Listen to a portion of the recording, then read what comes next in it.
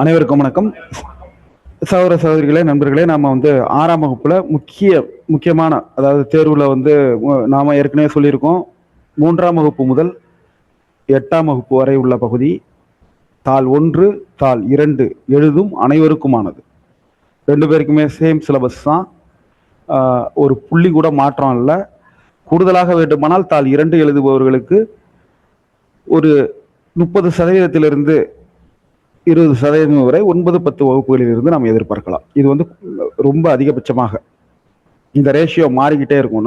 Sometimes 40 போயிருக்கு. ஆனால் தற்பொழுதெல்லாம் 20-30% அப்படிதான் இருக்கு. முழுமையாக நாம் 8ஆம் வகுப்பு வரை பார்த்து விட்டோமானால் தாள் 1, தாள் 2 இரண்டுக்கும் போதுமானது. ஆனால் நாம் முழுமையாக 10ஆம் வகுப்பு பாடப்பொருள் வரை முழுமையாக நம்ம பார்க்க போறோம் அப்படிங்கிறத நம்ம மனசுல வச்சுப்போம். அந்த அடிப்படையில் நம்ம இப்போ எங்க போறோம்னா, நேரா புவியியலுக்கு போறோம். புவியினுடைய உள்ளமைப்பு.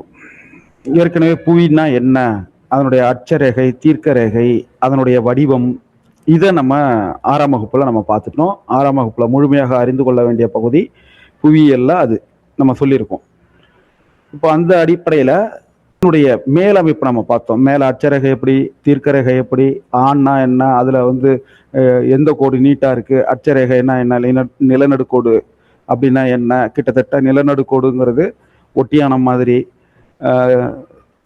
90 மேலே உள்ள ஆர்டிக், கீழே உள்ள அண்டார்டிக், இதெல்லாம் நெக்லஸ் மாதிரி, வளைய கொலுசு மாதிரி சின்னதாக இருக்கும். நிலநடுக்கோடு கொஞ்சம் ஒட்டியானம் மாதிரி பெருசாக இருக்கும். அப்படிங்கிறதெல்லாம் நம்ம பார்த்துட்டோம். அட்சரேகை, அதே போல் தீர்க்க ரேகை நம்ம பார்த்துட்டோம். இப்போ இதில் புவியினுடைய உள்ளமைப்பு, புவி தட்டுகளின் இயக்கம், நிலநடுக்கம், எரிமலைகள், இதை நம்ம இந்த பகுதியை நம்ம பார்க்க போகிறோம். நமக்கு தெரியும், நிலத்தோற்றங்கள் நம்ம பார்த்துட்டோம். மலைகள், கடல், முதல்நிலை தோற்றம், 2ஆம் நிலை தோற்றம். அதாவது முதல்நிலை தோற்றம்ங்கிறது அடிப்படை தோற்றம்.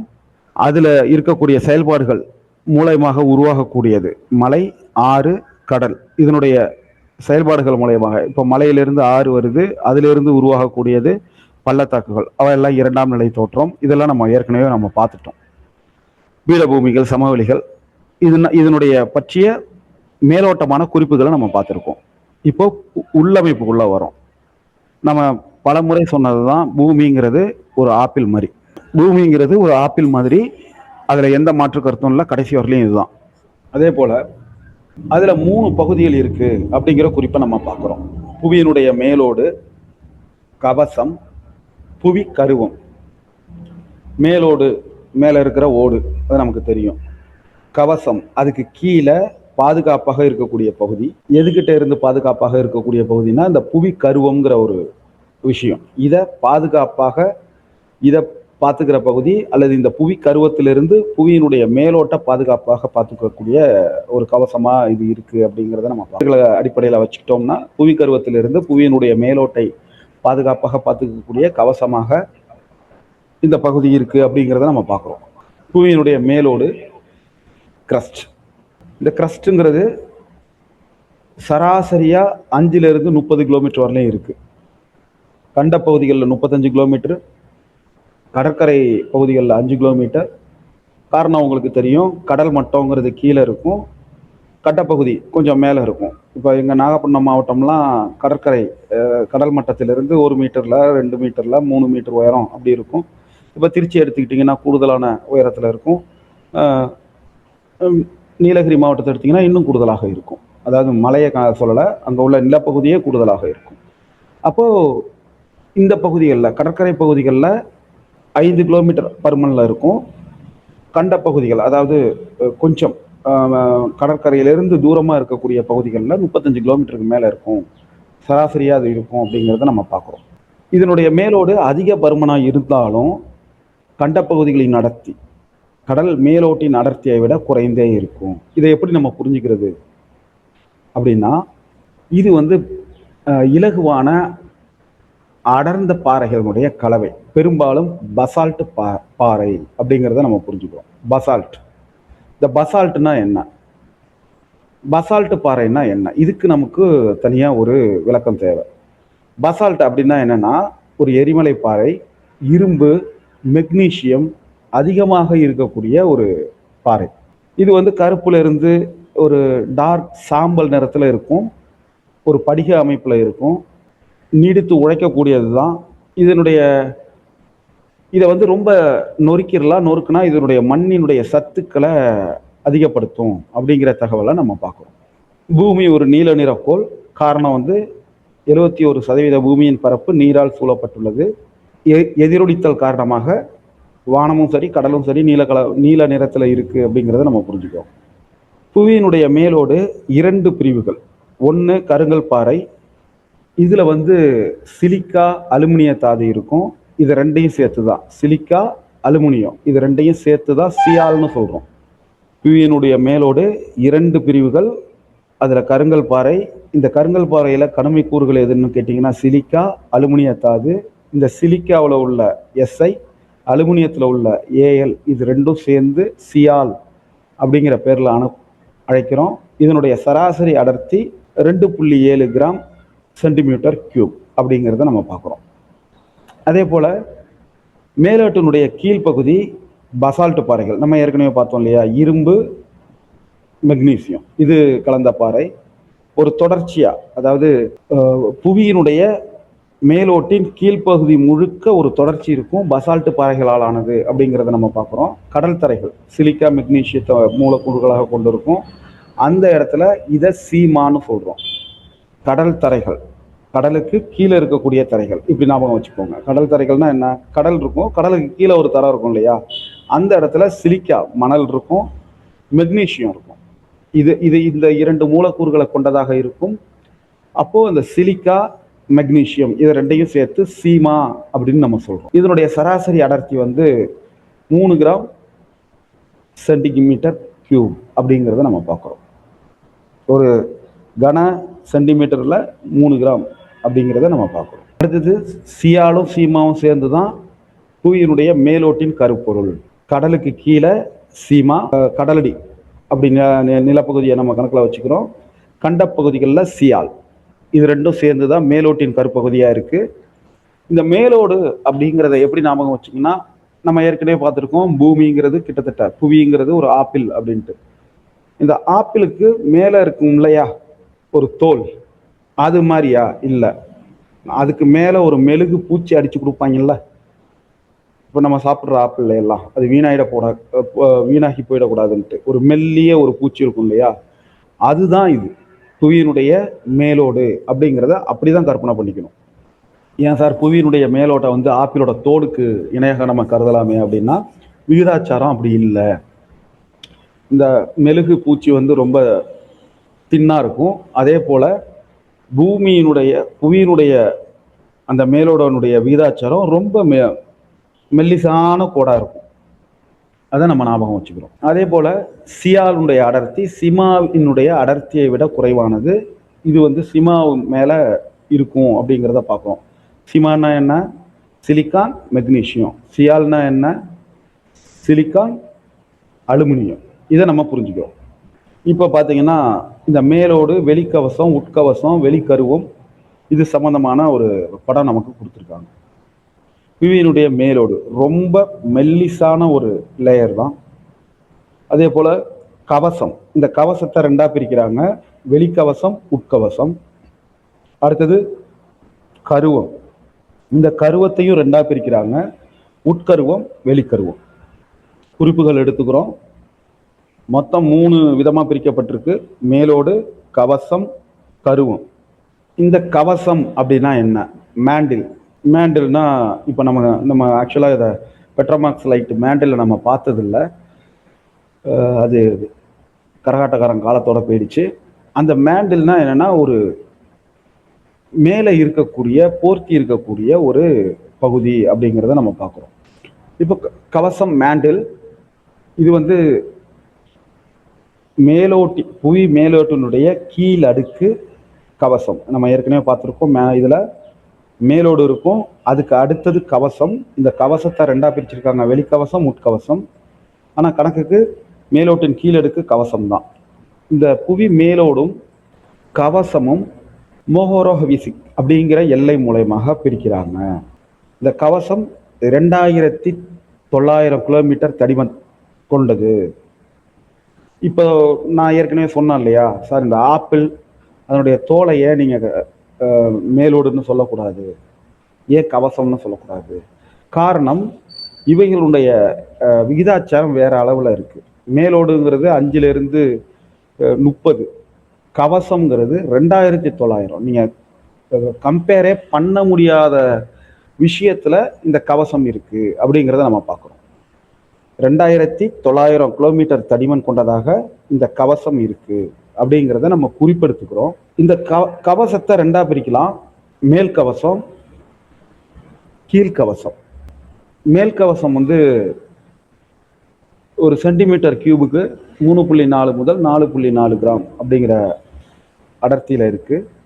கீழ்கவசம் 4.4 முதல் 5.5 வரை அப்படிங்கிற அடர்த்தியில இருக்கு. போல மேல் கவசம் 700 கிலோமீட்டர் ஆழம் வரை இருக்கு, இதை குறிப்பெடுத்துக்கிறோம்.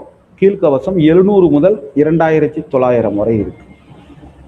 மொத்தமா 2900, 700 வரை மேல் கவசம், 2900, 700லிருந்து 2900 வரலையும் கீழ்கவசம் அப்படிங்கிறத பார்க்குறோம். அடுத்தது புவி கருவம். மைய பகுதி தான் புவி கருவம், பெரிஸ்பியர் அப்படின்னு சொல்றோம்.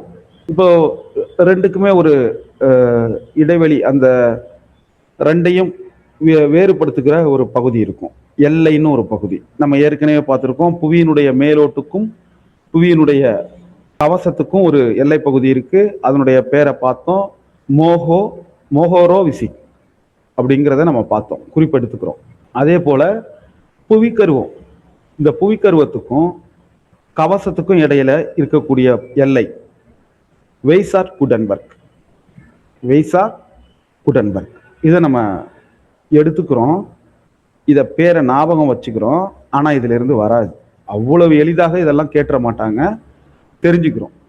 ஏற்கனவே நம்ம பார்த்துட்டோம், புவிக்கருவம் 2 அடுக்குகள், உட்கருவம், வெளிக்கருவம். திரவ நிலையில இருக்கக்கூடிய இரும்பு குழம்பு. இது 2900 முதல் 5150 கிலோமீட்டர் ஆழம் வரை காணப்படுகிறது. இந்த 2900, இந்த வெளிக்கருவம் அப்படிங்கிறது 2900 கிலோமீட்டர் முதல் 5150 கிலோமீட்டர் ஆழம் வரை இருக்கு. 2900 வரை என்ன இருக்கு? அதன் பிறகு 2900 முதல் 5150 கிலோமீட்டர் ஆழம் வரை. ஓகே, வெளிக்கருவம் அப்படிங்கிறது நம்ம கவசம் முடியுது இல்லையா, 2900 கிலோமீட்டர், அதுல இருந்து 5150 கிலோமீட்டர் ஆழம் வரலையும் இருக்கு. உட்கருவம் அப்படிங்கிறது நிக்கல் இரும்பினால் ஆனது, ரொம்ப வெப்பம் அழுத்தத்தோட இருக்கக்கூடியது. நைஃப் அப்படிங்கிறது அதனுடைய பெயர். ஏன்? நிக்கல் இரும்பு.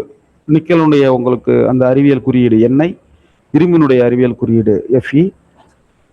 இது ரெண்டையும் சேர்த்து நைஃப் அப்படிங்கிற பேர்ல சொல்றாங்க. உட்கருவத்துக்கு 5150 முதல் 6370 கிலோமீட்டர் ஆழம் வரலையும் இருக்கும். இங்க அடர்த்தி ரொம்ப அதிகமா இருக்கும், 13 அப்படிங்கிறத நம்ம பார்க்கணும். வெளிக்கருவம் 2900 5150, உட்கருவம் 5150 6370 கிலோமீட்டர் ஆழம் வரை, அதாவது புவியினுடைய மைய பகுதி வரை இது இருக்கும் அப்படிங்கிறத பார்க்கணும். அந்த இடம் இரும்பும் நிக்கலும் சேர்ந்தது, மிக அழுத்தமாக இருக்கும், மிக வெப்பமாக இருக்கும், அடர்த்தி மிகவும் அதிகமாக இருக்கும் அப்படிங்கிறத பார்க்கிறோம். அடுத்தது புவியினுடைய கொள்ளளவில் புவி மேலோடு 1%, கவசம் 84%, மீதமுள்ள 15% புவி கருவம் அப்படிங்கிறத நம்ம பார்க்கிறோம். மீதமுள்ள 15% புவி கருவம் அப்படிங்கிறத நம்ம பார்க்கிறோம். புவியினுடைய ஆரம் 6371. நீங்க பாத்தீங்களா, 6370 கிலோமீட்டர் ஆழம்னு கொடுத்துருக்காங்க. அந்த 1 கிலோமீட்டர் ஆக்சுவலா ஆவரேஜ் பண்ணியிருக்காங்க, அப்படிதான் நம்ம கணக்குல எடுத்துக்கணும். புவியினுடைய ஆரம்ங்கிறது சராசரி தானே. அடுத்தது புவியினுடைய நகர்வுகள். நம்ம புவியினுடைய மேலோடு அப்படிங்கிறது பல தட்டுகளால் ஆனது அப்படிங்கிறத நம்ம புரிஞ்சுக்கிறோம். நம்ம நல்லா நமக்கு தெரியும், பல முறை அதை நம்ம நியூஸ்ல எல்லாம் நம்ம கேள்விப்பட்டிருக்கோம்.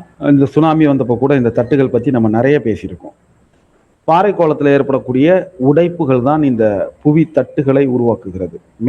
புவி மேலோட்டில் பாறை கோளத்தில் ஏற்படக்கூடிய உடைப்புகள் ஒவ்வொரு நிலத்தட்டும் கண்டத்தட்டுகளாகவோ கடல் தட்டுகளாகவோ இருக்கு அப்படிங்கிறத நம்ம பார்க்குறோம். புவி மேலோட்டின் கீழே உள்ள மென் அடுக்கு, அதுக்கு மேல மிதக்குதுங்கிறத பார்க்குறோம். காரணம் அடர்த்தி குறைவு. இதை நம்ம பார்க்குறோம். புவி மேலோட்டின் கீழே இருக்கக்கூடிய மென்னடுக்கு, அதுவும் மென்மையான அடுக்கு தான், ஆனால் இது மிதக்குது. நிலத்தட்டின் நகர்வுகளே கண்டத்தட்டு நகர்வுகள். இந்த சுனாமி எல்லாம் வரும்போது நம்ம சொல்லணும் இல்லையா, ரெண்டு நிலத்தட்டு போய் மோதிக்கிட்டு அல்லது ஒன்றின் மேல் ஒன்று ஏறிக்கிட்டு அல்லது கண்டத்தட்டு நகர்ந்தது அப்படின்லாம் பார்ப்போம். இதுதான் புவியினுடைய உட்புறத்திலிருந்து வெளிப்படக்கூடிய வெப்பமானது இந்த தட்டுகளின் இயக்க சக்திகளாக செயல்படுகிறது. நம்ம ப்ரெஷர் குக்கரில் ப்ரெஷர் அதிகமாகும் போது எப்படி வால்வு செயல்படுதோ அதே போல் வால்வு நகருதோ அதே போல் உட்புறத்தில் இருக்கக்கூடிய வெப்பம் அதிகரிக்கும் பொழுது இந்த கண்டத்தட்டுகள் அந்த வெளிப்படக்கூடிய வெப்பத்தின் காரணமாக நகருது அப்படிங்கிறத நம்ம பார்க்குறோம். வெவ்வேறு திசைகளில் வெவ்வேறு வேகத்தில் நகருது அப்படிங்கிறத நம்ம பார்த்துக்கிறோம். அதே போல் புவியினுடைய தட்டு ஆஸ்ட்ரோஸ்பியர் நம்ம ஏற்கனவே பார்த்துட்டோம். பாறைக்கோளம், இந்த பாறைக்கோளம் அதுக்கு மேலோடு, ரெண்டு மேலோடு பார்த்துருக்கோம். கடல் மேலோடு சீமா, கண்ட மேலோடு ரெண்டையும் நம்ம பார்த்துருக்கோம். சியால் சீமா, அதுக்கு கீழே பாறைக்கோளம், அதுக்கு கீழே புவிக்கருவம் அப்படிங்கிறத பார்க்குறோம். புவித்தட்டுங்கிறது ஒரு தட்டு ஒன்றிலிருந்து மற்றொன்றை விட்டு விலகி செல்லும் போது பிளவுகள் ஏற்படுது. இப்போ நம்ம ஆப்பிரிக்காவில் ஒரு ரெண்டு தட்டு விலகும் போது ஏற்படக்கூடிய பிளவை பார்த்துக்கிட்டு இருக்கோம். அது மெல்ல மெல்ல சில ஆயிரம் ஆண்டுகளுக்கு பிறகு அப்படியே நகர்ந்து வந்து கேரளாவோட சேர்ந்து அங்கே ஒரு இமயமலையை உருவாக்குங்கிற ஒரு அனுமானத்தையும் நம்ம பார்த்துக்கிட்டு இருக்கோம். நம்ம காலத்தில் இல்லைனாலும் பிற்காலத்தில் அது நகரும் நிகழும் என்பதாக நாம் கேள்விப்படுறோம். அதே போல் ஒரு தட்டு இன்னொரு தட்டோட நெருங்கி கொஞ்சம் க்ளோஸா வரும்போது மோதிக்குது. அதே போல ஒரு கடற்தட்டு கண்டத்தட்டின் மேல மோதும் போது அடர்த்தி மிகுந்த கடற்தட்டு கண்டத்தட்டுக்கு கீழே போயிடுது. கடற்தட்டு அடர்த்தி மிகுந்தது, கண்டத்தட்டு அடர்த்தி குறைந்தது. அப்போ கடற்தட்டு என்ன பண்ணுது, கண்டத்தட்டின் கீழே போயிடுது அப்படிங்கிறத நம்ம பார்க்குறோம். அதன் காரணமாக ஒரு அழுத்தம் ஏற்படுது, அந்த இடத்துல எரிமலைகள் உருவாகுது. அதே போல ரெண்டு அடர்த்தி வேறுபடுவதால ரெண்டு கண்டத்தட்டுகள் மோதும் போது கடல் அகழிகள் உருவாகுது அப்படிங்கிற குறிப்பை நம்ம பார்க்குறோம். குறிப்புகள் எடுத்துக்கோங்க. கண்டத்தட்டுகள் ஒன்றின் மேல ஒன்று மோதும் போது வளைந்து மடிப்புகளை உருவாக்குகின்றன. இமயமலை சிகரங்கள் உருவானதும் இப்படித்தான். இப்போ இமயமலை இருக்கு இல்லையா, அதனுடைய சிகரம் வந்து நார்மலா ஒரு கண்டத்தட்டு இன்னொரு கண்டத்தட்டின் மீது மோதி மேலே ஏறும்போது அப்படியே வளைந்து வளைந்து மடிப்பு மலைகளாக இமயமலை உருவானது. அதில் உள்ள சிகரங்கள் அப்படிதான் உருவானது அப்படிங்கிறத நம்ம பார்த்துக்கிட்டு இருக்கோம். இதே போலதான் பிற்காலத்தில் இந்த ஆப்பிரிக்காவிலிருந்து நம்ம கேரளாவோட வந்து மோதும் அப்படிங்கிற ஒரு அனுமானமும் இருக்கு. அது உறுதியா என்னங்கிறது தெரியாது, அனுமானம். இது இந்த வகையில தான் நகரக்கூடும் அப்படி என்பதாக புவியியலாளர்கள் கணித்துள்ளனர். அதே போல கண்டத்தட்டு நகர்வு அப்படிங்கிறது ரெண்டா பிரிக்கலாம். ஒன்று அக உந்து சக்தி, இன்னொன்று புற உந்து சக்தி. அக உந்து சக்தி நமக்கு தெரியும், பூமியினுடைய மைய பகுதியிலிருந்து வரக்கூடியது. அக உந்து சக்தி விரைவானது, எதிர்பாராத நகர்வுகளை கொண்டது. புற உந்து சக்தி வேகம் குறைந்த நகர்வுகள். அக உந்து சக்தி நிலநடுக்கம், எரிமலை வெடிப்பு. அதாவது பூமிக்குள்ளே இருந்து வர்றது என்னவா இருக்கும், பூமி மைய கருவத்திலிருந்து வரக்கூடியது எரிமலை வெடிப்பு. அதன் காரணமாக ஏற்படக்கூடியது நிலநடுக்கம். இதை நம்ம கவனிக்கிறோம். அதே போல புவி மேலோட்டிற்கும் கவச மேலோட்டிற்கும் இருக்கக்கூடிய பகுதி தான், இடையே இருக்கக்கூடிய பகுதி தான் மென்பாறை கோளம் அப்படிங்கிற விஷயத்தை நம்ம குறிப்பெடுத்துக்கிறோம். இதை நம்ம குறிப்பெடுத்துக்கிறோம். முக்கியமானது புவி மேலோட்டிற்கும் கவச மேலடுக்கிற்கும். ஏன்னா கவசத்துல ரெண்டு இருக்கு அப்படிங்கிறத நம்ம பார்த்துட்டோம். இன்னும் டவுட். அப்போ அந்த மேலடுக்கிற்கும் புவி மேலோட்டிற்கும் இருக்கக்கூடிய இடையில இருக்கக்கூடிய பகுதி மென்பாறை கோளம் அப்படிங்கிறத நம்ம நிலநடுக்கம். புவியினுடைய மேலோடு ஒரு பகுதியில ஏற்படக்கூடிய சின்ன நகர்வு என்ன ஆகும்னு கேட்டீங்கன்னா நிலநடுக்கம் அப்படிங்கிறத நம்ம புரிஞ்சுக்கிறோம். ஒரு சின்ன நகர்வு, புவியினுடைய மேலோடு மேலே ஏறுறதோ அல்லது கீழே இறங்குறதோ அல்லது ஒரு சின்ன அசைவோ, இதுதான் நிலநடுக்கம். அதை தான் நம்ம ரிக்டர் அளவுகோல்ல பெரிய நிலநடுக்கம், சின்ன நிலநடுக்கம் இதெல்லாம் நம்ம பார்க்குறோம். அப்போ எந்த இடத்துல இந்த அதிர்வு ஏற்படுதோ அதை நிலநடுக்க மையம், ஃபோகஸ் அப்படின்னு நம்ம சொல்றோம். மையத்திற்கு மேல புவியோட்டு பகுதியில் அமைந்திருக்க புள்ளி தான் நிலநடுக்க மேல் மைய புள்ளி, எபிசென்டர் அப்படின்னு சொல்றோம். இதை குறிப்பிடுத்துக்கிறோம். நிலநடுக்க மையத்திற்கும் புவியோட்டு பகுதியில் அமைந்திருக்கும் மையத்திற்கு மேல புவியோட்டு பகுதியில் அமைந்திருக்கும் புள்ளி நிலநடுக்க மேல் மைய புள்ளி. அப்போ இந்த நிலநடுக்க மையம் அப்படிங்கிறது மேலோட்டுல இருக்கணும்னு அவசியம் இல்லை. பூமிக்கு கீழே 5 கிலோமீட்டர் ஆழத்துல ஏற்பட்டது, 3 கிலோமீட்டர் ஆழத்துல மையம் இருந்தது அப்படின்லாம் நம்ம பார்த்துருக்கோம். மேலோட்டிற்கு கீழே இத்தனை கிலோமீட்டர் ஆழத்துல நிலநடுக்க மையம் இருந்தது அப்படிங்கிற செய்திகளை பார்க்கிறோம். அப்படி அந்த கீழே இருக்கக்கூடிய அந்த நிலநடுக்க மையத்திற்கு நேர் மேலே புவியினுடைய மேலோட்டு பகுதியில இருக்கக்கூடிய புள்ளிதான் நிலநடுக்க மேல் மைய புள்ளி அப்படிங்கிறத பார்க்கிறோம். அந்த இடத்துல இருந்துதான் அதிர்வுகள் வேற வேற திசைக்கு பயணிக்கும்.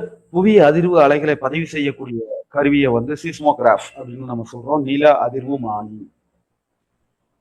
இது வந்து ரிக்டர் அளவுகோல் அப்படின்னு நம்ம சொல்றோம். ரிக்டர் அளவையை கொண்டு கணக்கின்றேன். ரிக்டர் அளவை இது 0ல இருந்து 9 வரலையும் இருக்கு. இப்ப நம்ம பார்த்தோம் இல்லையா, அந்த நிலநடுக்க மைய புள்ளி, நிலநடுக்க மையம், நில அதிர்வு அலைகள், பிளவுத்தளம், இந்த மூணையும் ஒரு படமா கொடுத்துருக்காங்க பாருங்க.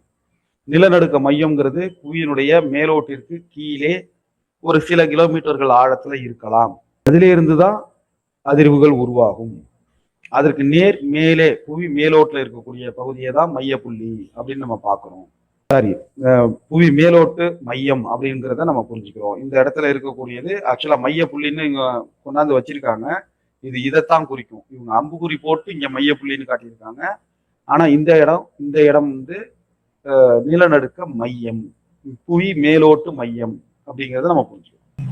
நிலநடுக்கத்திற்கான காரணங்கள்: புவி மேலோட்டுல பிளவுகள் இருக்கு, விரிசல்கள் இருக்கு, இது மேலே ஏறுது, கீழே இறங்குது. இதுதான் நிலநடுக்கத்திற்கான காரணம். இன்னும் கருவத்தில் இருக்கக்கூடியது இலகிய கற்குழம்பு. புவியோடு மேலேயோ கீழேயோ பக்கவாட்டிலேயோ நகரும் போது அந்த அழுத்தம் பாறைகளை உடைய செய்கிறது. அப்போ அந்த பாறைகள் உடையும் போது என்ன ஆகுது? அதற்கு கீழே இருக்கக்கூடிய அந்த புவி கருவத்துக்கு வெளியேறுவதற்கான ஒரு வாய்ப்பு கிடைக்குது. இந்த புவி அதிர்வு புவி மேற்பரப்பில் அலைகளை பரவச் செய்கிறது. புவி அதிர்வு புவி மேற்பரப்பில் அலைகளை பரவச் செய்கிறது. கிருஷ்ணா, இதனாலதான் இந்த புவி மேலோட்டுல பிளவு ஏற்படுது அப்படிங்கிற விஷயத்த நம்ம பார்க்கணும். நிலநடுக்கத்தினுடைய விளைவுகள் இந்த படத்தை கொஞ்சம் டீப்பா பார்த்துப்போம். நிலநடுக்கத்தினுடைய விளைவுகள் அப்படிங்கிறது மேல்பரப்புல பல மாற்றங்களை ஏற்படுத்துது. என்னென்ன? நிலச்சரிவுகளை ஏற்படுத்துது, கட்டடங்கள் இடிந்து விழுவது, மண்ணாலும், இதெல்லாம் நமக்கு தெரியும்.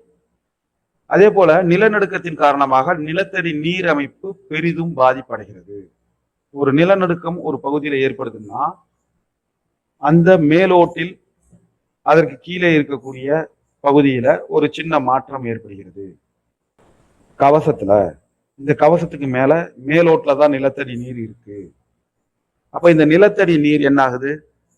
பெரிய பாதிப்புக்கு உள்ளாகுது. அதனுடைய போக்கு மாறுது. அதே போல தீப்பற்றுதல், நிலநடுக்கம் ஏற்படும் போது தீப்பற்றுதல் மிக முக்கியமான ஆபத்து. இன்றைய காலத்துல மின்சாரம் போன்ற காரணங்கள்னாலையும், மின்சாரம் இல்லாத இடங்கள்ல முதிர்ந்த மரங்கள் காரணமாகவும் இந்த தீப்பற்றுதல் நிகழும் அப்படிங்கிறத கவனத்துல எடுத்துக்கிறோம். 3 வகையான நில அதிர்வுகள் கொடுத்துருக்காங்க. அழுத்த அலைகள், பிரஷர், முறிவு அலைகள், மேற்பரப்பு அலைகள். இதை நம்ம கவனத்துல எடுத்துக்கணும். அழுத்த அலைகள், முறிவு அலைகள், மேற்பரப்பு அலைகள். இப்ப கடலுக்கு அடியில ஏற்படக்கூடிய அல்லது கடற்கரை ஓரங்களில் ஏற்படக்கூடிய நிலநடுக்கம் ஒரு ஆழிப்பேரலையை உருவாக்குது. அதன் காரணமாக ஏற்படுத்த தாக்கங்கள், வெள்ளம், இதெல்லாம் நம்ம பொருட்சேதங்கள், உயிர் சேதங்கள், இதெல்லாம் நம்ம பார்த்துருக்கோம். சுனாமி, இது நமக்கு தெரியும். ஜப்பானிய கடலோர பகுதி, பசிபிக் கடலோர பகுதிகள் எல்லாம் சுனாமியினுடைய நிகழ்வு அதிகமாக இருக்கு அப்படிங்கிறதே நமக்கு தெரியும். அடுத்தது இந்திய பெருங்கடல்ல 2004 டிசம்பர் 26 அன்னைக்கு ஏற்பட்ட சுனாமி இந்தோனேஷியா, இலங்கை, இந்தியா, தாய்லாந்து இந்த பகுதிகளை பாதிச்சது. பெரிய உயிரிழப்புகளை பெரிய எண்ணிக்கையில ஏற்படுத்தியது அப்படிங்கிறத நம்ம பார்க்கிறோம். நிலநடுக்கத்தினுடைய பரவல், டிஸ்ட்ரிபியூஷன் ஆஃப் எர்த்குவேக். அப்போ எரிமலை பகுதிகளை ஒட்டுதான் நிலநடுக்கம் அதிகமாக நிகழுது. ஏன் எரிமலை பகுதிகளை ஒட்டி ஏற்படுது? எரிமலைங்கிறது ஏற்கனவே நிலநடுக்கம் ஏற்பட வாய்ப்புள்ள ஒரு பகுதி. அது நடுங்கும் போது அந்த எரிமலைகள், அந்த பருவத்தில் இருக்கக்கூடிய எரிமலை குழம்பு வெளியாகி அந்த வாய்ப்பை ஏற்படுத்துது. அப்போ இயல்பாகவே அந்த பகுதிகளை அந்த சேதம் ஏற்படக்கூடிய வாய்ப்புகள் அதிகம் அப்படிங்கிறத நம்ம பார்க்கணும். உலகத்துல நிலநடுக்கம் ஏற்படக்கூடிய பெரும் பகுதி பசிபிக் பெருங்கடல் பகுதியில இருக்கு. 68% நிலநடுக்கம் அந்த இடத்துலதான் ஏற்படுது. அதுலதான் நம்ம ஜப்பானும் இருக்கு அப்படிங்கிறத நம்ம நினைவில் கொள்றோம், அல்லது ஜப்பானை வச்சு அதை நினைவில் கொள்றோம். மீதமுள்ள 31% நிலநடுக்கங்கள் இமயமலை பகுதி, வடமேற்கு சீனா, மத்திய தரைக்கடல் பகுதி. இப்ப நம்ம குஜராத்ல ஒரு நிலநடுக்கம் ஒரு ரொம்ப காலத்துக்கு முன்னாடி ஏற்பட்டது அப்படிங்கிறத நம்ம பார்க்கிறோம். காரணம், அது நிலநடுக்கம் ஏற்படக்கூடிய வாய்ப்புள்ள பகுதிகளில் இருக்கு. தமிழ்நாடு நிலநடுக்கம் ஏற்படுவதற்கான மிக குறைந்த பட்ச ஏரியாவில் இருக்கு, வாய்ப்பே இல்லை அப்படின்னு சொல்லக்கூடிய பகுதி. பட் அப்படி சொல்ல மாட்டாங்க. அதனால குறைந்தபட்ச வாய்ப்புள்ள பகுதியில தான் அந்த அந்த கண்டத்தட்டுல அந்த இடத்துல தமிழ்நாடு இருக்குங்கிறத நம்ம புரிஞ்சுக்கணும். அதே போல கடைசியா 1% நிலநடுக்கம் வட ஆப்பிரிக்கா செங்கடல் பகுதி அப்படிங்கிறத நம்ம நினைவில் கொள்றோம். இந்த புவியின் தட்டு கொடுத்துருக்காங்க. வட அமெரிக்க புவித்தட்டு, தென் அமெரிக்க புவித்தட்டு, ஆப்பிரிக்க புவித்தட்டு, யுரேஷியன் புவித்தட்டு, ஆஸ்திரேலியன் புவித்தட்டு, அண்டார்டிக் புவித்தட்டு, நாஸ்கா புவித்தட்டு. இதை நம்ம புரிஞ்சுக்கிறோம். அப்போ இந்த தட்டுகள் இணையக்கூடிய பகுதிகளில்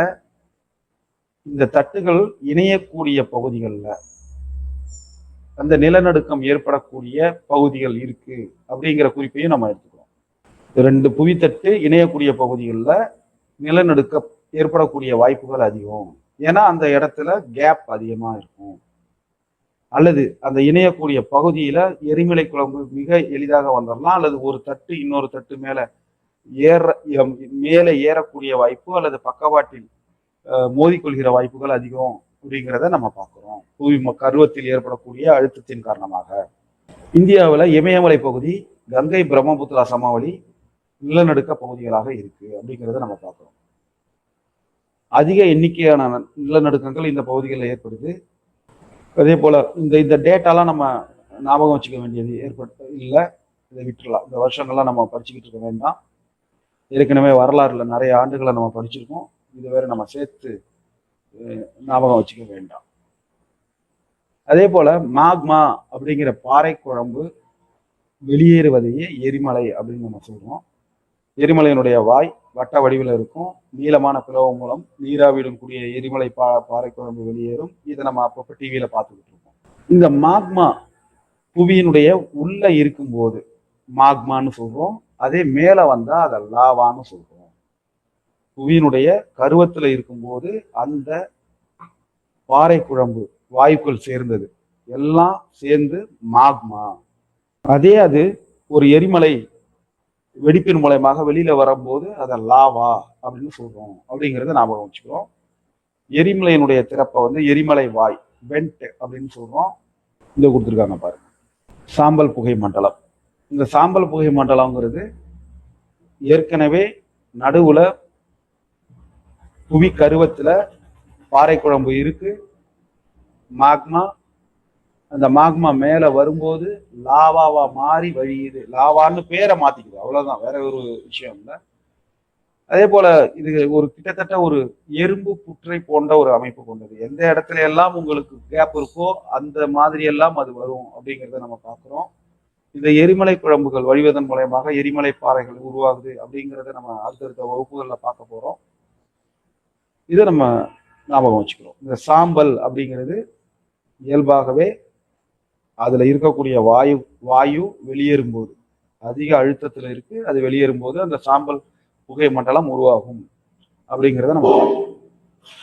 எரிமலை வாய் அதாவது எரிமலை அதாவது ஒரு மேக்மா வெளியேறக்கூடிய பகுதி, மேக்மா புவிக்கருவத்திலிருந்து வெளியேறி லாவாவாக வழிந்து ஓடுகிற பகுதி, அதுதான் நம்ம எரிமலைன்னு சொல்றோம். அது எப்போ எரிமலை ஆகுதுன்னா, அது ஒரு சமமான நிலப்பரப்பா இருக்கும், எல்லா இடத்தையும் போல இருக்கும். அந்த இடத்துல ஒரு கேப் கிடைக்குது, அதன் வழியாக அந்த மாக்மா வெளியேறுது. அது வெளியேறி லாவாவாக படிந்து படிந்து படிந்து கிட்டத்தட்ட அது ஒரு கூம்பு வடிவத்துல அது உருவாகுது அப்படிங்கிறத நம்ம பார்க்கிறோம். எரிமலைங்கிறது உருவாவது அப்படிங்கிறத நம்ம பார்த்துக்கிறோம். அதுவும் மற்ற பகுதிகளை போலதான் ஒரு காலத்துல இருந்திருக்கும், இப்ப இல்ல, ஒரு காலத்துல இருந்திருக்கும். மெல்ல மெல்ல அந்த பகுதிகளில் இது தொடர்ச்சியாக நடைபெற்று இப்படி ஒரு கூம்பு வடிவ எரிமலை உருவாகி இருக்கும் அப்படிங்கிறத நம்ம பார்க்கிறோம். அதே போல அந்த கூம்பு வடிவத்தினுடைய உச்சி பகுதியில ஒரு பள்ளம் இருக்கும், அத எரிமலை பள்ளம், கிரேட்டர் அப்படின்னு சொல்றோம். அந்த கிரேட்டர் எப்படி தோணும் அப்படின்னா, எரிமலை வெடிப்பின் போது பொருள்கள் வாய்ப்பகுதியில படிந்து அந்த வழியை அடைச்சிக்கும். ஆனா அந்த நடுவுல அதான கேப்பான ஒரு பகுதி, அது ஏற்கனவே அந்த மேக்மாவுக்கு இதுதான் நமக்கு ஒரு ஈஸியான பகுதி அப்படிங்கிறது அதுக்கு தெரிஞ்சிடும். ஏன்னா மற்ற புவி மேலோடெல்லாம் ஸ்ட்ராங்கா இருக்கும், இந்த இடத்துல ஒரு கேப் இருக்கு, ஸோ ஏற்கனவே நம்ம இது வழியா வெளில போயிருக்கோம் அப்படிங்கிறதுல எப்பயாவது ஒரு அழுத்தம் ஏற்பட போகும்போது அந்த வழியாக அது வெளியேறும். ஆனால் அந்த இடத்துல மேல ஏற்கனவே ஒரு எரிமலை மேக்மா வெளியேறிய போது, லாவாவாக வெளியேறிய போது அது என்ன பண்ணிருக்கும், அடைச்சிருக்கும் மேல. அப்ப இது ஃபுல் ப்ரெஷர்ல அது வெளியாகும் போது அந்த பகுதி முற்றிலுமாக வெடிக்கும். அதைத்தான் எரிமலை வெடிப்பு அப்படின்னு நம்ம சொல்றோம். அடைச்சிருந்து அதை மோதி வெடிக்கிறது தான் வெடிப்புன்னு சொல்றோம். அப்படி இல்லை, அந்த இடத்துல அது ஒரு துளையாகவே இருக்கு, எரிமலையினுடைய வாய்ப்பகுதி எரிமலை பள்ளம் துளையாகவே இருக்குன்னா அது எரிமலை வழிந்தோடல் அப்படிங்கிற நிகழ்ச்சி தான் நடைபெறும் அப்படிங்கிறத நம்ம பார்க்கிறோம். அப்போ ஏற்கனவே இருந்த பள்ளத்தை விட இது மீண்டும் பெரிய பள்ளத்தை தோற்றுவிக்கும். அத கேல்ரா அப்படின்னு சொல்றோம். ஏற்கனவே உள்ளது கிரேட்டர், இப்போ உள்ளது கேல்ரா. சரி, ஓகே. ஒவ்வொரு 32 கிலோமீட்டருக்கும் 1 டிகிரி செல்சியஸ் வெப்பம் உயர்கிறது. இதை ஞாபகம் வச்சுக்கிறோம், குறிப்பெடுத்துக்கிறோம். அப்போ 15 கிலோமீட்டர் ஆழத்துல சதுர சென்டிமீட்டருக்கு 5 டன் அப்படிங்கிற அளவுல அழுத்தம் உருவாகுது. இந்த இடத்துல தான் இந்த பாறையெல்லாம் குழம்பு அப்படிங்கிற நிலைமைக்கு மாறுது. இதைத்தான் மாக்மான்னு சொல்றோம். இது வெளியில வரும்போது லாவான்னு சொல்றோம். அப்போ மிகுதியான அழுத்தம் ஏற்படும் போது இந்த மாக்மா ரொம்ப ஈஸியாக எரியக்கூடிய வாயுக்களை ஈர்த்து கொள்ளும் திறன் கொண்டதாக இருக்கு. இதன் காரணமாக தான் பலவீனமான புவி மேலோட்டு பகுதிகளில் மாக்மா பாறை குழம்பு வெடித்து வெளியேறுகிறது. ஓகே, எரிமலைகளை பற்றிய ஆய்வுகளை வல்கனாலஜி அப்படின்னு சொல்றோம். வல்கனாலஜிஸ்ட் அதை ஆய்வு செய்யறவங்க. எரிமலை வெடிப்பின் தன்மைகள். இது எரிமலை குழம்பின் வெளியேற்றம் 2-3 விதமா நடக்கும். என்னன்னா, சம்டைம்ஸ் வெடிச்சு வெளியேறும், சில நேரம் வழிந்தோடுதல். இது போல அதனுடைய வெளியேற்றம் பரவல் ரொம்ப மெதுவா நடக்கும், சில நேரத்துல வேகமா நடக்கும். மெதுவா நடந்தா பிளவு வெடிப்பு எரிமலை. எரிமலை குழம்பின் வெளியேற்றம் பரவல் மெதுவா நடக்குது அப்படின்னா அத பிளவு வெடிப்பு வகை எரிமலைன்னு சொல்றோம். ஏன், ஏற்கனவே அங்க பிளவு இருக்கு, அப்போ அது வெடிச்சு வெளியேற வேண்டியதில்லை, இயல்பா மெதுவா வெளியேறும் அப்படிங்கிறத நம்ம புரிஞ்சுக்கிறோம். பிளவு வெடிப்பு வகை எரிமலை.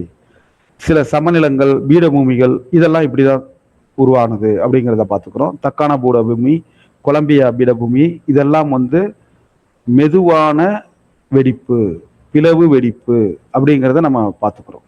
அதே போல புவி உள்ள மேக்மா திடீர்னு வேகமாக வெளியேறுது.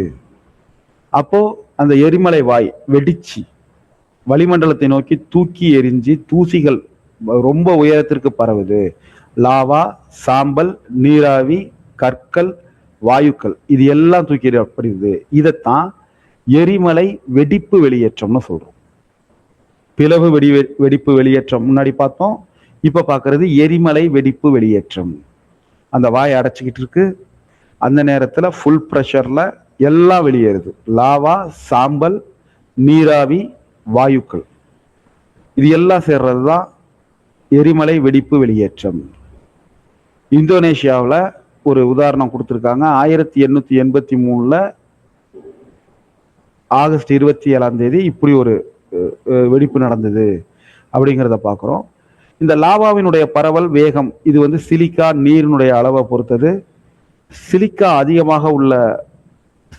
அதிகமாக உள்ள அமில லாவா மெதுவாக போகும், குறைவாக உள்ளது கார லாவா வேகமாக பரவும். இதை பார்த்துக்கிறோம். சிலிக்காங்கிறது மண் அப்படிங்கிறதாக நம்ம புரிஞ்சுக்கிறோம். பேரன் தீவு இது வந்து அந்தமான் தலைநகர்ல இருந்து 138 கிலோமீட்டர் வடகிழக்கே இருக்கு. சுமத்ராவில் மியாமன் மறைவரக்கூடிய நெருப்பு வளையம். ஏன்னா அந்த பகுதியில் எரிமலை செயல்படும் எரிமலைகள் இருக்கு அப்படிங்கிறத பார்க்குறோம். அதனால தான் அதை நெருப்பு வளையம்னு சொல்கிறோம். 2017 கடைசியாக இது வெடிச்சிருக்கு அப்படிங்கிறத பார்க்குறோம். எரிமலைகளின் வகைகள் 3 வகையாக பிரிக்கிறோம். செயல்படும் எரிமலை, உறங்கும் எரிமலை, செயல் இழந்த எரிமலை. செயல்படும் எரிமலை ஆக்டிவ் வல்கனோ அடிக்கடி வெடிக்குது, ரெஸ்ட் விடாம கேப் விடாம வெடிக்குது அப்படின்னா, ஒரு குறிப்பிட்ட கால இடைவெளியில் அது தொடர்ச்சியாக அந்த வேலையை பார்த்துக்கிட்டு இருக்கு அப்படின்னா அது செயல்படும் எரிமலை அப்படிங்கிறத நம்ம பார்த்துக்கிறோம். இந்த பசிபிக் கடற்கரையோரமாக இருக்கக்கூடிய எரிமலைகள் எல்லாமே தான் உலகம் முழுவதும் சராசரியாக 600 செயல்படும் எரிமலைகள் உள்ளன. அப்படின்னா அந்த புவி மேலோட்டு பகுதிகளில் 600 இடத்துல, அந்த 2 தட்டுகள் இணையும் இடத்துல ரொம்ப வீக்கா இருக்கக்கூடிய பகுதிகளில் ஏற்கனவே வெளியேறி இருக்கு. அந்த வெளியேறிய பகுதிகள் இன்னும் செயல்படுற நிலைமையில இருக்கு அப்படிங்கிறத நம்ம புரிஞ்சுக்கிறோம். இதுல ஸ்டாம்போலி மத்திய தரைக்கடல், அடுத்தது அமெரிக்க நாடுகளில் உள்ள செயின்ட் ஹெலன். இந்த செயின்ட் ஹெலன்லாம் நம்ம பின்னாடி பார்ப்போம்.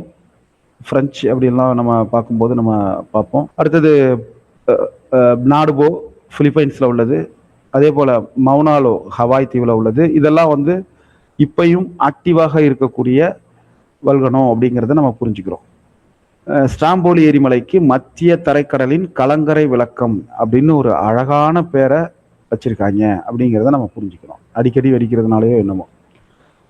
அடுத்தது உறங்கும் எரிமலை டார்மண்ட் வல்கனோ.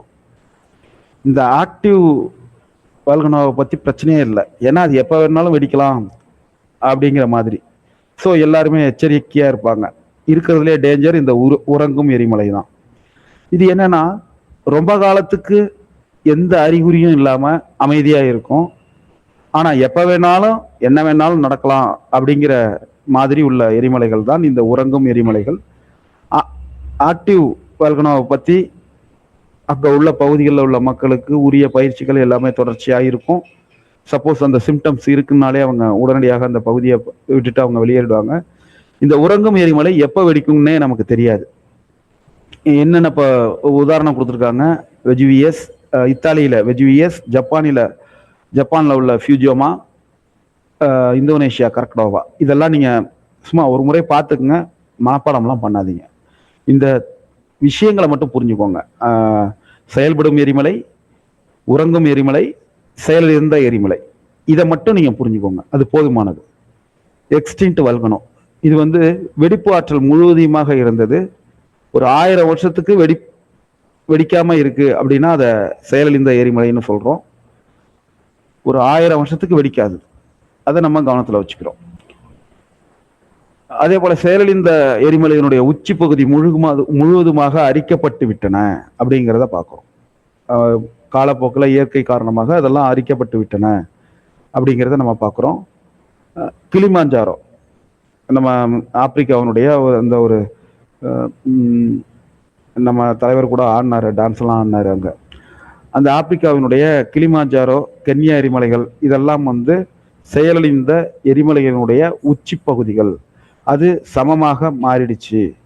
அதாவது அந்த எரிமலை பள்ளமே இப்போ அரிக்கப்பட்டு அவை சமமான பகுதிகளாக மாறி அங்கே வந்து மக்கள் வசிக்க ஆரம்பிச்சிட்டாங்க அப்படிங்கிற குறிப்பை நம்ம பார்க்குறோம். உலக எரிமலை பரவல். எரிமலைகள் வந்து ஒரு தெளிவான சிஸ்டமேட்டிக்காக இந்தந்த பகுதிகள்லாம் இருக்கும். நம்ம ஏற்கனவே பார்த்தோம். அந்த கண்டத்தட்டுகள், அது இணையக்கூடிய பகுதிகள், அந்த இடத்துல எதெல்லாம் வீக்காக இருக்கோ அல்லது ஏற்கனவே எந்தெந்த வழியாலாம் மாக்மா வழியறதுக்கான வாய்ப்புகள் உள்ள பகுதிகளோ, வழிந்த பகுதிகளோ, அதுதான் எரிமலை. இதற்கு மேல புதிதாக ஒரு இடத்துல ஒரு எரிமலை உருவாகிறதுக்கான வாய்ப்புகள் இல்லை. ஏற்கனவே அந்த ஃபுல் ப்ரெஷர் அதுல உள்ள பகுதிகளில் ஏற்கனவே வந்த எரிமலைகள் தான் இருக்கு. அந்த ஏற்கனவே மாக்மா வழிந்தோடிய பகுதிகள், எரிமலைகள் ஆனது லாவாவா வழிந்தோடியது, அந்த இது எரிமலைகள்னு சொல்றோம். அந்த எரிமலைகள்லயே பாதி அமைதியாயிடுச்சு அப்படிங்கிறத நம்ம பார்க்குறோம். அவைகள் செயல்படலை, அமைதியாயிடுச்சு, மக்கள் வசிக்க ஆரம்பிச்சிட்டாங்க. நீண்ட காலத்திற்கு ஒரு 1000 வருஷமா எந்த வெடிப்பும் இல்லை, அமைதியாயிடுச்சுங்கிறத பார்க்குறோம். சில எரிமலைகள் உறங்கும் எரிமலைகள், அது எப்போ வேணாலும் வெடிக்க வாய்ப்பு இருக்கு, பட் எப்போன்னு தெரியாது. செயல்படும் எரிமலைகள், அது எப்போ வேணாலும் வெடிக்கலாம், அடிக்கடி வெடிச்சுக்கிட்டு இருக்கும் அப்படிங்கிறத பார்க்குறோம். இதை தவிர புதிதாக ஏதேனும் ஒரு இடத்தில் எரிமலை வரக்கூடிய வாய்ப்பு இருக்கான்னா இல்லை. இந்த குறிப்பை நம்ம புரிஞ்சுக்கிறோம். ஓகே, இவை எல்லாமே கடலோரம், மலைப்பிரதேசம், கடற்கரையோர தீவுகள், கடலுக்கு மத்தியில் இருக்கு. ஒரு சில எரிமலைகள் மட்டும்தான் கண்டங்களினுடைய உட்பகுதிகளில் இருக்கு. எரிமலை பிரதேசங்களின் முக்கிய நில அதிர்வு பகுதிகளாக இருக்கு அப்படிங்கிறத நம்ம பார்க்குறோம். 3 முக்கிய எரிமலை நிகழ்வு பகுதிகள் இருக்கு. பசிபிக் வலய பகுதி, மத்திய கண்ட பகுதி, மத்திய அட்லாண்டிக் பகுதி. பசிபிக் வலய பகுதி, இதுக்குள்ள நம்ம ரொம்ப நேரம் எடுத்துக்க வேண்டாம். 3 2 பங்கு எரிமலைகள் இப்ப இருக்கு, இதுல இந்த பகுதிகளுக்குள்ள இருக்கு. அதனால இதை பசிபிக் நெருப்பு வலயம், ரிங் ஆஃப் ஃபயர் அப்படின்னு நம்ம சொல்றோம் அப்படிங்கிறத நம்ம குறிப்பெடுத்துக்கிறோம். அதுக்கு அடுத்தது அவங்க ஒரு மேப்ல கொடுத்துருக்காங்க. பசிபிக் நெருப்பு வலயம் அப்படிங்கிறது என்ன? பசிபிக் பெருங்கடலை சுற்றி முழுவதுமாக செயல்படும் உறங்கும் எரிமலைகள் இருக்கு அப்படிங்கிறத நம்ம பார்க்குறோம். அடுத்தது மத்திய கண்ட பகுதி, கண்டத்தட்டுகள் இணையக்கூடிய எல்லை பகுதியில் உள்ள இந்த பகுதிகள் அல்பைன் மலைத்தொடர் எரிமலைகள், மத்திய தரைக்கடல், கிழக்கு ஆப்பிரிக்கா, அதே போல பகுதிகளில் இருக்கு அப்படிங்கிறத பார்க்குறோம். அங்க ஸ்டாம்போலி, எட்னா, கிளிமாஞ்சரோ ஆக்சுவலா உறங்கும் எரிமலை, அமைதியான எரிமலை, இதெல்லாம் வந்து இருக்கு அப்படிங்கிறத பார்க்குறோம். ஆனா இமயமலையில எந்த எரிமலையும் இல்லை, இமயமலை பகுதிகளில் எந்த எரிமலையும் இல்லை நம்ம நாட்டில் அப்படிங்கிறத நம்ம பார்க்கணும்.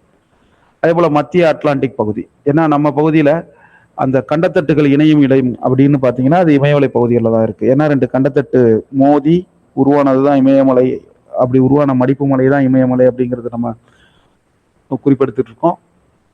அப்போ அந்த கண்டத்தட்டின் எல்லை பகுதிகளில் தான் இது ஏற்படக்கூடிய வாய்ப்புகள் அதிகமாக இருக்குங்கிறத பார்க்குறோம். அல்லது புவி மேலோடு எங்கே நைந்து வெளிப்படக்கூடிய ப்ரெஷர் அதனுடைய இது இருக்குன்னு பார்க்குறோம். அப்படி ஒரு பகுதி இந்தியாவில் இல்லைங்கிறத நம்ம புரிஞ்சுக்கிறோம்.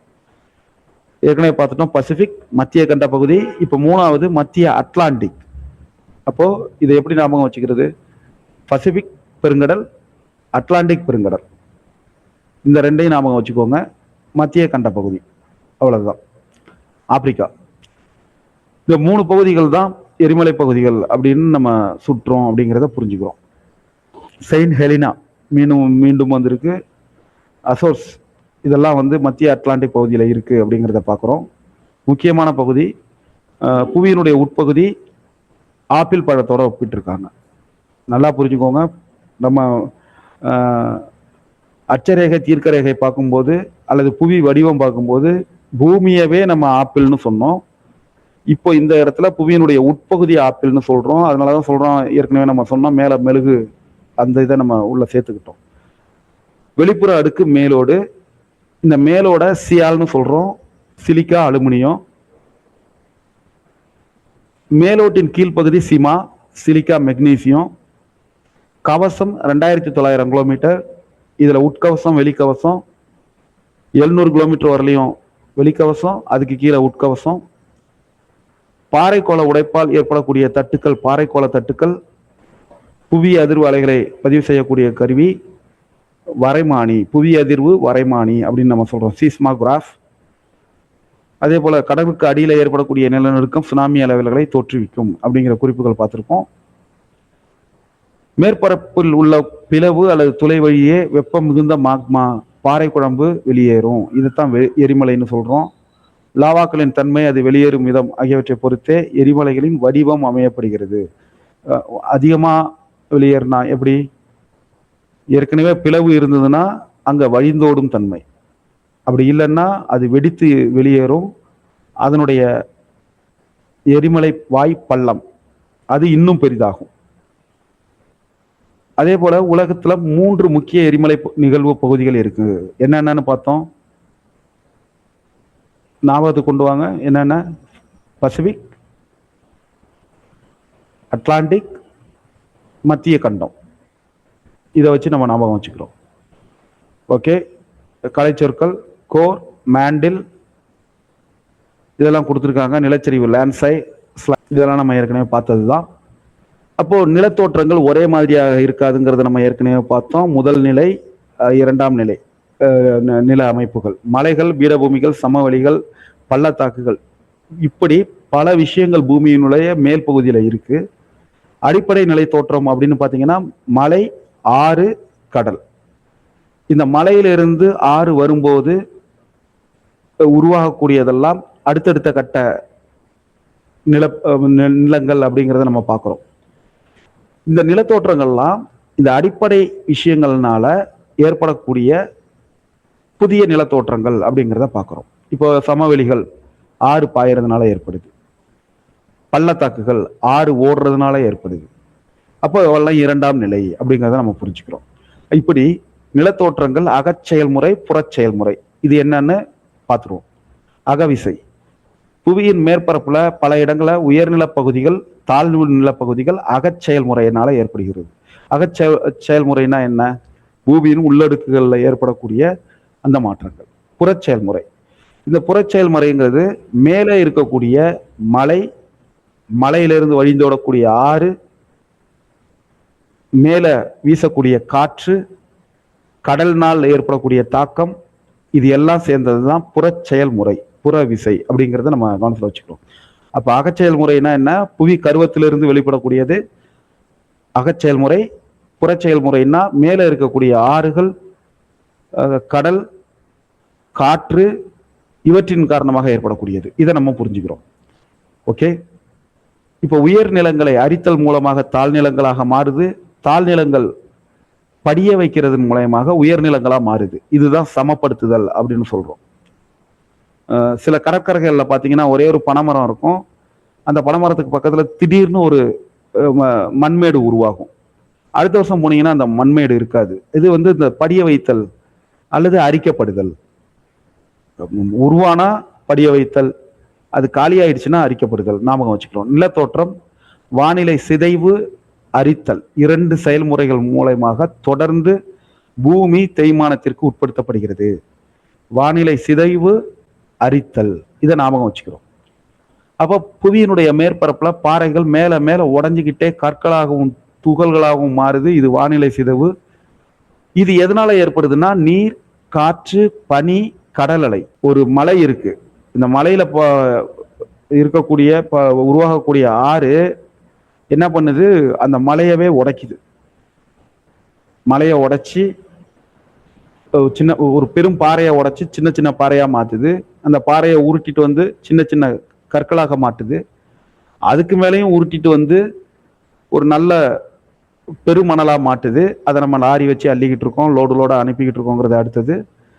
அதுக்கப்புறமும் அதை மாற்றி அது நேராக கொண்டு சிறு மணலாக படிய வைக்கிறது வயல்வெளிகளில் அப்படிங்கிறது நம்ம புரிஞ்சுக்கிறோம்.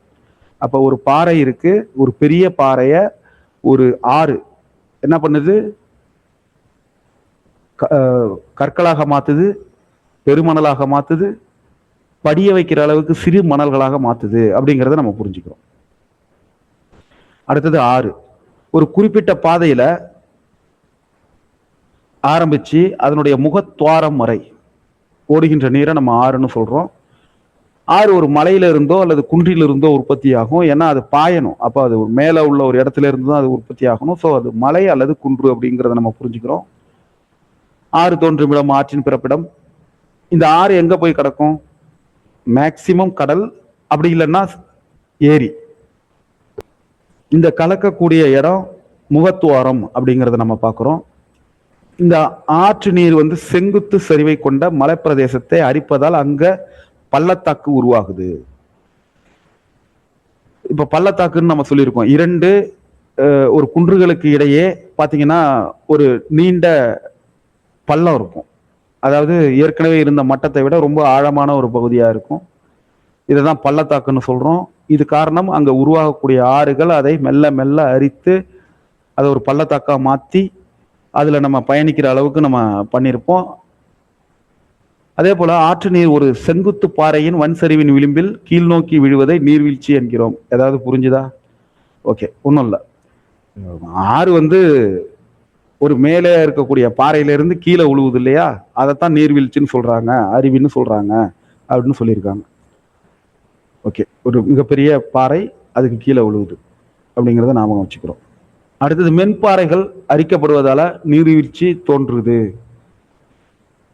தமிழ்நாட்டில் சிற்றாற்றின் குறுக்கே உள்ள குற்றால நீர்வீழ்ச்சி.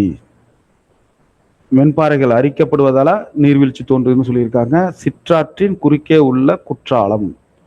அதே போல நீர்வீழ்ச்சி குழிவுறுதல் காரணமாக ஒரு பள்ளம் ஏற்படும், அதை உட்பாய்வு தேக்கம் அப்படின்னு சொல்லுவாங்க. அநேகமாக நான் சுருளின்னு நினைக்கிறேன். மேலே போனீங்கன்னா ஒரு பள்ளம் இருக்கும், அந்த இடத்துல ஒரு தேக்கம் உருவாகும். குற்றாலத்துக்கு கீழேயே பார்த்தீங்கன்னா அடுத்தடுத்த இடங்கள்ல ஒரு நீர் தேக்கம் ஒன்று இருக்கும் அப்படிங்கிறத பார்க்குறோம். அதே போல ஒரு ஆறு ஒரு சமவெளி பகுதியையோ அல்லது மலையடிவார பகுதியையோ அடையும் போது படியும் மண்டல்களை வண்டல் விசிறிகள் அப்படின்னு சொல்றோம். இந்த விசிறிகள் அப்படின்னு ஏன் சொல்றாங்க அப்படின்னீங்கன்னா, பனை விசிறியை கணக்கில் எடுத்துக்கிட்டீங்கன்னா அந்த அந்த கோடுகள் எப்படி இருக்கோ அந்த முறையில் அது இருக்கும், அப்படி விரிவடைந்து இருக்கும் அப்படிங்கிறத நம்ம பார்க்குறோம். ஓகே, நீர்வீழ்ச்சி மூலமாக ஏற்படக்கூடிய ஆற்று நீரோட்ட பின்னடைவு. நீர்வீழ்ச்சி விழுது, கடினப்பாறை இருக்கு, கீழே மென்பாறை இருக்கு, இந்த மென்பாறை உடையுது, அப்போ இந்த அருவி இருக்கும், உள்ள ஒரு கேப் இருக்கும், உள்ள போய் நம்ம நின்றுப்போம். அந்த அருவி விழும்போது அடி தாங்க முடியல, அருவி விழுதுன்னா இப்போ நம்ம குற்றாலத்திலே குளிக்கிறோம்னா ஒரு 5 நிமிஷம் குளிக்கிறோம்னா அடி தாங்க முடியாது, அருவி விழும். அப்போ என்ன பண்ணுவோம், அந்த உள்ள போய் நம்ம நின்றுப்போம் அப்படிங்கிறத நம்ம பார்க்குறோம். அதே போல அது தாண்டோன ஒரு தடுப்பு வச்சிருப்பாங்க, விழும், ஒரு தடுப்பு வச்சிருப்பாங்க, அந்த தடுப்புக்கு கீழே ஆழம் அதிகமா இருக்கும், அதுதான் உட்பாய்வு தேக்கம். உட்பாய்வு தேக்கம் அப்படிங்கிறத நம்ம புரிஞ்சுக்கிறோம். அடுத்த வாட்டி நம்ம ஒரு அருவிக்கு குளிக்க போறோம்னா இதெல்லாம் நம்ம விளக்குறோம் நம்ம குடும்ப உறுப்பினர்கள்ட்ட. அதுக்கப்புறம் அவங்க அருவிக்கு அழைச்சிட்டு போகக்கூடாதுன்னு சொல்ற அளவுக்கு நம்ம விளக்குறோம். அடுத்தது துணையாறு. துணையாறுன்னா என்ன? துணையா வரக்கூடியது, ஒரு நீரோடை வருது, அது கூட சேர்றதெல்லாம் துணையாறு. முதல்ல ஒரு மலையில அல்லது ஒரு குன்றுகள்ல ஒரு ஆறு தோன்றும் போது அது ஆறா இருக்காது, ஒரு சின்ன ஓடையா இருக்கும். ஒரு சின்ன புள்ளியில வழிஞ்சு ஒரு சின்ன ஓடையா தான் வரும். அது கூட பல இடங்கள்ல இருந்து சேரக்கூடிய சில ஓடைகள் சேர்ந்துதான் அது ஆறுங்கிற வடிவத்தையே அடையும். அதன் பிறகு இப்படி பல ஓடைகள் சேர்ந்து உருவாகிய சில ஆறுகள் இந்த ஆறு கூட இணையும், அதுதான் கிளையாறு. அதுதான் கிளையாறு. அப்போ துணையாறுன்னா துணையாறு. துணையாறுன்னா என்ன? ஒரு ஆறு தோன்ற இடத்துல இருந்து மலையிலிருந்து கீழே இறங்கும் போது பல ஆறுகள் ஓடைகள் அதுக்குள்ள இறையும். இந்த ஓடைகள்லாம் சேர்ந்து சேர்ந்து ஆறுகளாக இணையும். இப்படி இணையக்கூடியது துணையாறு. அப்போ துணையாறுங்கிறத இணையாறு, இணைவது அப்படிங்கிற அந்த எழுத்தோட ஞாபகம் வச்சுக்கிறோம். கிளையாறு அப்படின்னா அதனுடைய முகத்துவாரத்துல அது பிரியும், பல ஆறுகளாக பிரியும். அது எங்கெங்க வாய்ப்பு இருக்கோ அங்கெங்கெல்லாம் பிரிஞ்சு ஓடும், அதுதான் கிளையாறு அப்படிங்கிறத நம்ம பிரிஞ்சுக்கிறோம். டெல்டா கொடுத்துருக்காங்க. டெல்டாங்கிறது பார்த்துக்கிறீங்க, நம்ம ஒரு வி ஷேப்ல இருக்கு அப்படிங்கிறத நம்ம டெல்டா அப்படிங்கிற அந்த குறியீடினுடைய ஷேப்ல இருக்குங்கிறத நம்ம புரிஞ்சுக்கிறோம். ஆக்சுவலா இந்த பச்சை கலர்ல உள்ளது நிலப்பகுதி, அதை உருவாக்குறது தான் டெல்டா அப்படிங்கிறத நம்ம பார்த்துக்கிறோம். ரெண்டு பக்கமும் ஆறு அப்படிங்கிறத நம்ம புரிஞ்சுக்கிறோம். இது ஏஞ்சல் நீர்வீழ்ச்சி தான் உலகிலேயே உயரமான நீர்வீழ்ச்சி. நயாரா நீர்வீழ்ச்சி இதுதான் முக்கியமான நீர்வீழ்ச்சி, அதாவது ரொம்ப பெரிய நீர்வீழ்ச்சிகள்ல ஒண்ணு. ஆனா உயரமானது ஏஞ்சல் அப்படிங்கிறத நம்ம ஞாபகம் வச்சுக்கிறோம். தென் அமெரிக்கா வெனிசுலா நாட்டுல இருக்குங்கிறத. அதே போல ஆறு சமவெளி பகுதியை அடையும் போது அலைதல் காரணமாக வளைவுகள் தோன்றுகின்றன. இந்த வளைஞ்சி நெளிஞ்சி சுழன்று செல்வதனால ஆற்று வளைவுகள், மியாண்டர்ஸ் அதெல்லாம் உருவாகுது. கடலூர் பக்கத்துல சேத்தியாத்தோப்பு பக்கத்துல வெள்ளாற்று பகுதியில ஆற்று வளைவுகள் காணப்படுது. இது வந்து 2 பக்கமும் தொடர்ந்து அரித்தல் படிதல் நிகழ்வதனால இந்த கழுத்து பகுதி நெருங்கி வருது. ஒரு கட்டத்துல இது துண்டிக்கப்பட்டு ஒரு ஏரியாக உருவாகுது. இதுதான் குதிரை குழம்பு ஏரி, ஆக்ஸ்போ லேக் அப்படின்னு சொல்றோம். இந்த படம் தெளிவா கொடுத்துருக்காங்க. ஆற்றின் அரிப்பு கழுத்து பகுதியை குறுக செய்கிறது. இந்த இருக்கு இல்லையா, முதல் படத்துல பாருங்க, அரிச்சு அரிச்சு அது என்ன ஆகுது, மெல்ல குறுகிடுது. அதன் பிறகு இது நேரா மாறிடுது, புதிய நேரா ஆற்றுப்பாதை உருவாகிடுது. இங்க ஒரு ஏரி குதிரை குழம்பு வடிவத்துல உருவாகுது அப்படிங்கிறத நம்ம பார்க்கிறோம். மைனர் துருக்கி, அந்த மியாண்டர் ஆற்றுல உள்ள ஆற்று வளைவு காரணமாக தான் இது ஏற்படுத்தப்பட்டது. இதுல அதிக திருப்பங்கள் வளைவுகள் இருக்கு அப்படிங்கிறத நம்ம பார்க்கிறோம். அதன் காரணமாக தான் இந்த மியாண்டருங்கிற ஆற்று வளைவுகளுக்கு மியாண்டருங்கிற பேர் உருவானது அப்படிங்கிறத நம்ம பார்க்கிறோம். துருக்கியில இருக்கக்கூடிய மியாண்டர் ஆற்றுல ஆற்று வளைவுகள் அதிக எண்ணிக்கையில உருவாகுது. அதன் காரணமாக தான் இந்த ஆற்று வளைவுகளுக்கு மியாண்டருங்கிற பேர் வந்திருக்கு. அடுத்தது இன்னொரு 5 நிமிஷம். ஆற்றங்கரைகள் நிரம்பி வழியும் வெள்ளப்பெருக்கு இதெல்லாம் நமக்கு தெரியும். இந்த வெள்ளப்பெருக்கு ஏற்படும் போது நுண்துகள்கள் மண் இதெல்லாம் என்ன பண்ணும்னா அந்த கரையை தாண்டி மணல் வயல்கள்ல படியும். இதுதான் வண்டல் படிவு. இப்படி படியும் போது உருவாகிறது தான் வெள்ளச்சமவெளி. இது உயரமான ஆற்றங்கரைகளை உருவாக்குது. இதை தான் உயர் அணைன்னு சொல்றோம், லெவிஸ்.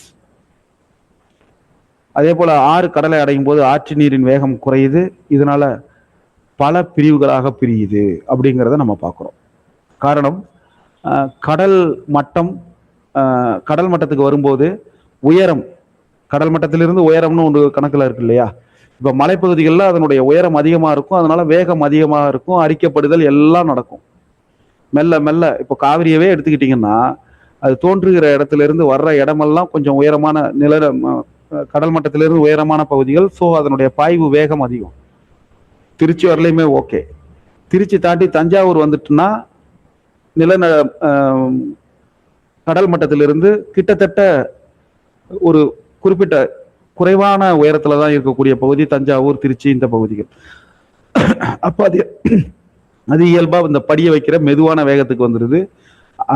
வேகமா ஓடும் போது படிய வைக்காது, அரிச்சிட்டு போகும். மெதுவா ஓடும்போது தான் ஆறு படிய வைக்கும். வேகமா ஓடும்போது அரிச்சிட்டு போகும், மெதுவா ஓடும்போது தான் படிய வைக்கும். அங்கதான் இந்த வண்டல் படியும் அப்படிங்கிறத பார்க்கிறோம். இப்படி கிளையாற்றின் முகத்துவாரங்கள்ல டெல்டா உருவாகுது அப்படிங்கிறத பார்க்கிறோம். காவிரி டெல்டா, கங்கை டெல்டா இதெல்லாம் நம்ம பார்க்கிறோம். ஓகே, இதோட நம்ம வகுப்பை நிறைவு செஞ்சுக்கலாம்.